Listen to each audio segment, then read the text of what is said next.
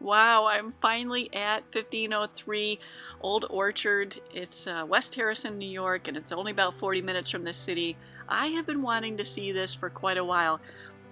I was just fascinated from the moment I saw my first email on this, and I asked for permission to market it, and so I finally made the trip down, and it is just an amazing property formerly owned by the Hearst family and the Straus family, and I'm going to tell you what I like and don't like. What you're seeing right at the moment is it's a suburb.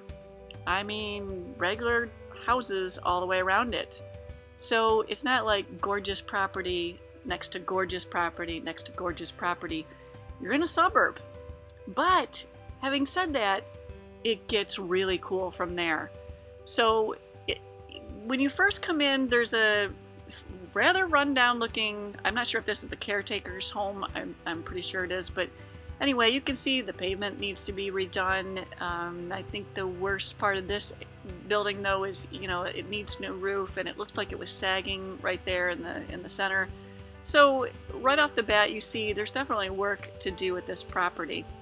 But here you are down at the main house, and I'm standing on this big old rock.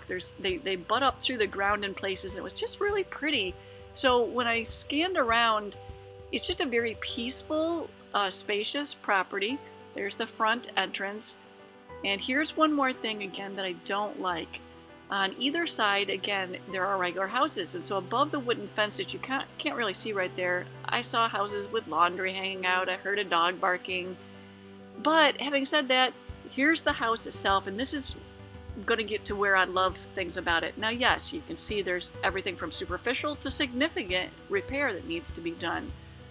But it's fascinating. What an amazing piece of history this was. So I'm going to scan around the back and a little bit more of the side so that you can get a glimpse. There's windows broken and doors. There's going to be probably a boatload of money that's going to need to be put into this if you chose to redo this home. And obviously, that's a choice that you could choose not to do. You could do a tear this down and do a brand new home. I knew it was gutted in there. There's some walls intact.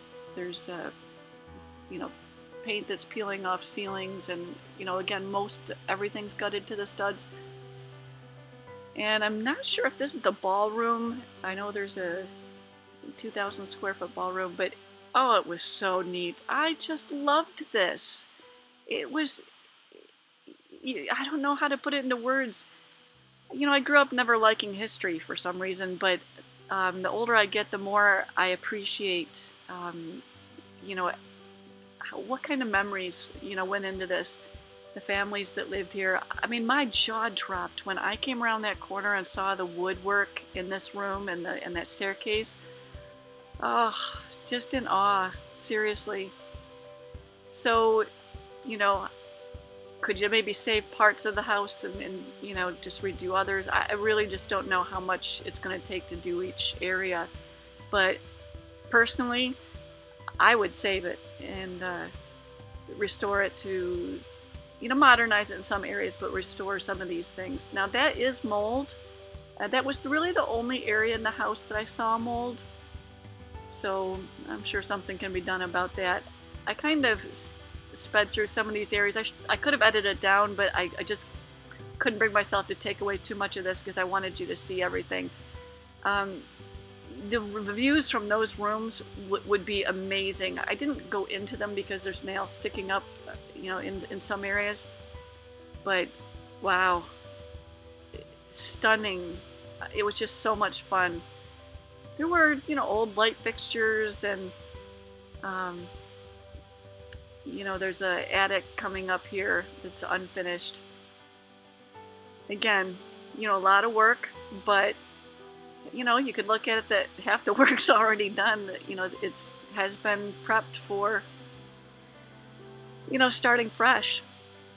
So anyway, there was a lot more of the house I could have showed you. I mean, this thing's over 13,000 square feet. It says 8 bedrooms, 8 baths, but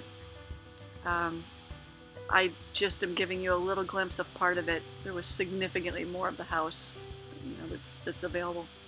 I think my favorite part of the house was this, and I don't know what exactly they use this for, but boy, I'd stick plants in here. This would be a stunning green, you know, green plants, beautiful sitting room for me. Just beautiful though. A lot of light, open and airy. So yeah, that was definitely my favorite. But going outside, I wanted to give you a glimpse of probably its best feature.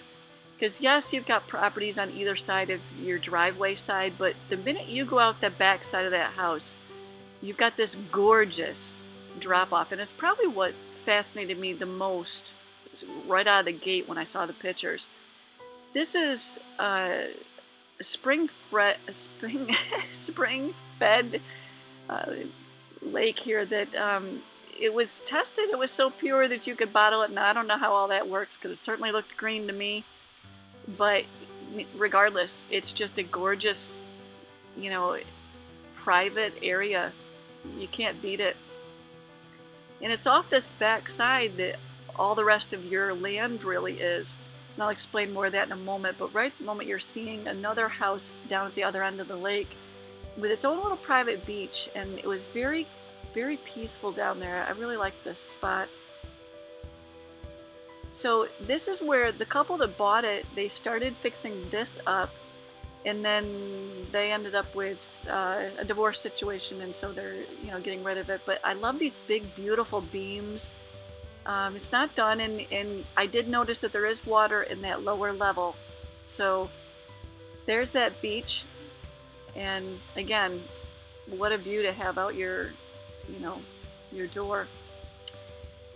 There's, again, a very spacious feel to the property. Now, whether you bought it and maybe split it up, you know, some and, you know, kept only part of the property for yourself, what I like about it is that your 7.9 acres, there's no fence around that part. It continues right into another 49 acres of conservation land that is fenced. So it's kind of like, you can't say you own that, but you have the feeling or experience as if you did. And then beyond that fenced, you know, total of say 55 acres, you've got 490 more acres of conservation land that you're butted up against. So it's just, from that point of view, you're getting a lot of very remote, peaceful area, you know, when you purchase this property. So is it right for you? I don't know. There's a lot of things you could do with it, but you may be looking at your next home. Give me a call if you have any interest in it.